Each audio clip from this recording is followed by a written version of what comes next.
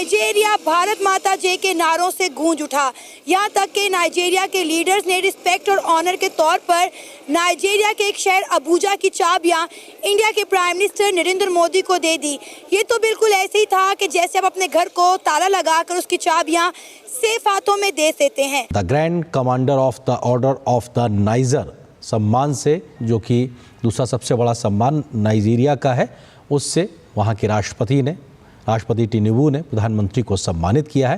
ये तस्वीरें नाइजीरिया के ओर से। नाइजीरिया में मोदी साहब ये प्रमोट कर रहे हैं, अपना करेंगे चीजों को, भारत को प्रमोट करेंगे, भारतीय कंपनियों को, डायस्पोरा को प्रमोट करेंगे, डिफेंस प्रोजेक्ट बेचेंगे। आप क्या बेच रहे हैं? हम किसी मुल्क का विजिट क्यों नहीं करते? क्यों नहीं कहते कि भाई आप आओ और हमारे मुल्क में आके इन्वेस्टमेंट करो? आपको पता ही नहीं है, हम बहुत जाते हैं, हम अमेरिका जाते हैं, बार बार जाते हैं, हम यूके जाते हैं, हम जो यूरोपियन कंट्रीज है वहाँ बहुत ज़्यादा जाते हैं। आपको नहीं इल्म इस बात का, लेकिन इशू ये है हम वहाँ मांगने जाते हैं। दुनिया में बहुत से मुसलमान हैं, बहुत सी मुसलमान कंट्रीज हैं, लेकिन ग़ज़वा हिंद सिर्फ और सिर्फ पाकिस्तान के मुसलमानों को करने हैं। ठीक है, हमने भी एटम बम शबे बारात पर चलाने के लिए नहीं रहा। और इंडिया से ये सब नफरत करते हैं और इंडिया की दवाइयाँ ही अपने मरीजों को खिला रहे हैं। इंडिया के लिए चंद एक लोग नफरत जो करते हैं ना, वो कोई अपना चूरन बेच रहे हैं। नफरत बनती नहीं है, ना गवर्नमेंट सतह पे बनती है, ना पब्लिक सतह पे बनती है। इंडिया के prime minister Narendra Modi Nigeria के बाद ब्राजील और फिर गुयाना जाएंगे। चीमा साहब, मोदी साहब निकले हैं। मोदी साहब बिल्कुल इस तरह लग रहा है जिस तरह प्रेसिडेंट शी को काउंटर कर रहे हैं, और करना चाहिए मेरे ख्याल में। उसकी वजह यह है कि जो बाइडेन से तो प्रेसिडेंट शी काउंटर नहीं हुए अपने 4 साल। नाइजीरिया जाने का क्या वजह? पहले तो ये बताना चाहूंगा, भारत का 17 साल के बाद पहला को prime minister is going to Nigeria. अभी आप इंडिया का वीजा फ्री कर दें, अगर आपको गाड़ी में जगह मिल जाए, मुझे नीवी धाम बैठा दें। क्या बात कर रहे हैं? यकीन कर लें, लोग सारे जाएंगे।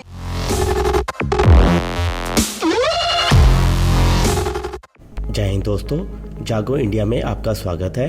जैसा कि आप लोग जानते हैं, प्रधानमंत्री मोदी इस समय 3 देशों की यात्रा पर हैं, जिसमें पहले वो नाइजीरिया गए, जहां पर उन्हें grand commander of the order of niger का अवार्ड मिला, जो कि 2nd हाईएस्ट अवार्ड है नाइजीरिया का।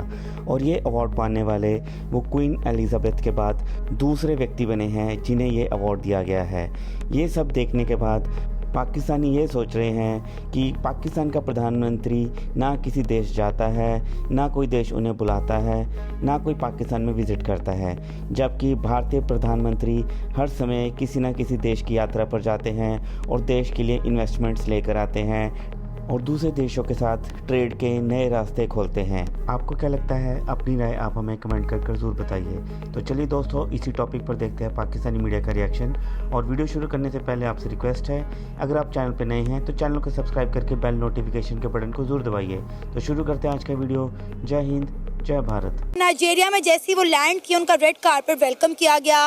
वहाँ पे भारत माता जय के नारे लगाए गए हैं और इंडियन डायस्पोरा ने अपने रवायती अंदाज में जो है वो इंडिया के प्राइम मिनिस्टर नरेंद्र मोदी को वेलकम किया गया। अगर हम बात करें ब्राज़ील की, तो हम क्यों नहीं जाते? हमारा कोई लीडर हमें ब्राज़ील जाता हुआ दिखाई क्यों नहीं देता? क्या वजह है? हम पे पाबंदियां लगी हुई हैं, या हमें वहाँ जाते वक्त जहाज़ों में ज़्यादा पेट्रोल लगता है, या हमें मना किया गया कि भाई आपने वहाँ नहीं जाना? हम क्यों नहीं जाते? हम किसी मुल्क का विजिट क्यों नहीं करते? क्यों नहीं कहते कि भाई आप आओ और हमारे मुल्क में आके इन्वेस्टमेंट करो? आपको पता ही नहीं है, हम बहुत जाते हैं, हम अमेरिका जाते हैं, बार बार जाते हैं, हम यूके जाते हैं, हम जो यूरोपियन कंट्रीज है वहाँ बहुत ज़्यादा जाते हैं। आपको नहीं इल्म इस बात का, लेकिन इशू ये है हम वहाँ मांगने जाते हैं। अब ये देखें ना कि इंडिया के prime minister Narendra Modi Nigeria तो चले गए, लेकिन ऑलरेडी उनकी जो है नाइजीरिया के साथ अच्छी खासी $बिलियन ऑफ डॉलर में ट्रेड हो रही है, लेकिन उसके बावजूद भी इंडिया के प्राइम मिनिस्टर नरेंद्र मोदी वहाँ गए हैं। और 17 सालों में ये किसी इंडियन लीडर का नाइजीरिया का पहला विजिट है और नरेंद्र मोदी का खुद भी पहला विजिट है। देखें, उन्होंने एक गैप देखा मार्केट के अंदर कि ये एक मार्केट है, वहाँ पे जारी बात है उनकी भी आबादी लाखों करोड़ों में है, जहाँ पे हम अपनी प्रोडक्ट्स दे सकते हैं। तो उसके अलावा नाइजीरियन स्टूडेंट्स हमारे पास इंडिया में आके पढ़ सकते हैं। जो स्टूडेंट आता है वो भी रेवेन्यू जनरेट होता है। यूके आज आधा जो है वो 40 पाकिस्तानी इंडियन स्टूडेंट्स के सर पे है जो पढ़ रहे हैं। अफगानी देखें भाग भाग के इंडिया जा रहे हैं। बिल्कुल ऐसा ही है। तो वो नाइजीरिया इसलिए गए कि उनको गैप नजर आया, मार्केट थी वहाँ पे जहाँ पे वो चीज़ें बेच सकते थे। तो जब वो वहाँ पे गए उन्होंने बताया जी हम आपको सस्ते दामों चीज़ें देंगे जो आपको डॉलरों में नहीं खरीदनी पड़ेंगी। जाहिर बात पेमेंट तो डॉलर्स में होगी, लेकिन वो रुपये में बन रही है तो उसी हिसाब से आपको वो चीज़ खरीदनी पड़ेगी। उन्होंने वेलकम किया। फिर इंडिया कोई छोटा मोटा मुल्क तो नहीं है, दुनिया की चंद बड़ी इकोनॉमीज में से एक है। आबादी के लिहाज से वर्कफोर्स के लिहाज से दुनिया का सबसे बड़ा मुल्क है, तो नाइजीरिया तो कभी भी ना नहीं करेगा, बल्कि तो अगर तो पाकिस्तान इंडिया के साथ ताल्लुकात बेहतर कर ले तो उसमें इंडिया से ज़्यादा पाकिस्तान का फ़ायदा होगा। The grand commander of the order of the niger सम्मान से, जो कि दूसरा सबसे बड़ा सम्मान नाइजीरिया का है, उससे वहाँ के राष्ट्रपति टिनुबू ने प्रधानमंत्री को सम्मानित किया है। ये तस्वीरें नाइजीरिया के ओर से एक ऐसा अंतर्राष्ट्रीय पुरस्कार है, एक सर्वोच्च पुरस्कार के तौर पर तमाम देशों के द्वारा, जो कि प्रधानमंत्री को दिया गया है। इससे पहले 16 अन्य ऐसे पुरस्कारों से प्रधानमंत्री नरेंद्र मोदी को दुनिया के अलग अलग देशों के द्वारा नवाजा जा चुका है, और नाइजीरिया के द्वारा the grand commander of the order of the niger सम्मान से प्रधानमंत्री नरेंद्र मोदी को सम्मानित किया गया। चीमा साहब, मोदी साहब निकले हैं। मोदी साहब बिल्कुल इस तरह लग रहा है जिस तरह प्रेसिडेंट शी को काउंटर कर रहे हैं, और करना चाहिए मेरे ख्याल में। उसकी वजह यह है कि जो बाइडेन से तो प्रेसिडेंट शी काउंटर नहीं हुए अपने 4 साल। नाइजीरिया जाने का क्या वजह? पहले तो ये बताना चाहूंगा, भारत का 17 साल के बाद पहला को prime minister is going to Nigeria. दूसरी सबसे बड़ी रीजन उसमें यह है कि 200 से ज्यादा इंडियन कंपनीज वहां बिजनेस करती हैं, और उनकी इन्वेस्टमेंट $27 बिलियन की इन्वेस्टमेंट है चाइनीज इंडियन कंपनीज की नाइजीरिया के अंदर। इंडिया के साथ उनकी सिमिलैरिटीज क्या है नाइजीरिया की? करप्शन एंड टेररिज्म, ये 2 सिमिलैरिटीज है।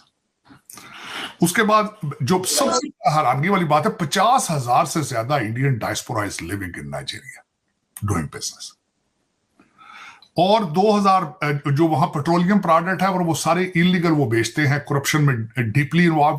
2022 में $10 बिलियन का पेट्रोलियम प्रोडक्ट इंडिया ने इंपोर्ट की थी वहां से। इसकी जाने की वजह यह है, आपको पता है कि मैं जो समझता हूं कि नाइजीरिया जाने का मकसद मोदी साहब का एक ही है। 2-3 मकासद जो मैं डिस्कस करना चाहूंगा। अपने डायस्पोरा को सपोर्ट करना, अपने फाइनेंशियल सिस्टम को सपोर्ट करना, अपनी 200 कंपनियां इंडियन उनको सपोर्ट करना, और उसके बाद सबसे बड़ा जो उनका तीसरा सबसे बड़ा जो होगा, भारत इस वक्त डिफेंस प्रोडक्ट जो है वो अपनी वो अफ्रीकन कंट्रीज में बेच रहा है। जो रशिया ने एक गैप छोड़ा था, India is trying to fill it. तो वो अपने तेजस वहां बेचेंगे, पिनियाका सिस्टम अपना बेचेंगे जो आर्मीनिया और फ्रांस को भी बेच रहे हैं। तो ये सारे मकासद हासिल करेंगे। और उसके बाद because he is a nationalist leader, he is a nationalist, मेरे ख्याल में लोगों को सीखने नेशनलिज्म का जो तालीम है वो मोदी साहब से लेनी चाहिए, जिसकी कई ममालिक को सख्त जरूरत है। Nations cannot survive without nationalism, जो मैं हमेशा ये कहता हूं। इस वक्त चीमा साहब, उसके बाद हम बात करते हैं कि एडमिनिस्ट्रेशन जो इस वक्त अमेरिका के अंदर क्या हो रहा है। हाँ, चले इसके साथ थोड़ा सा मैं ये भी बता दूं कि नाइजीरिया में मोदी साहब ये प्रमोट कर रहे हैं, अपना करेंगे चीजों को, भारत को प्रमोट करेंगे, भारतीय कंपनियों को, डायस्पोरा को प्रमोट करेंगे, डिफेंस प्रोजेक्ट बेचेंगे। आप क्या बेच रहे हैं?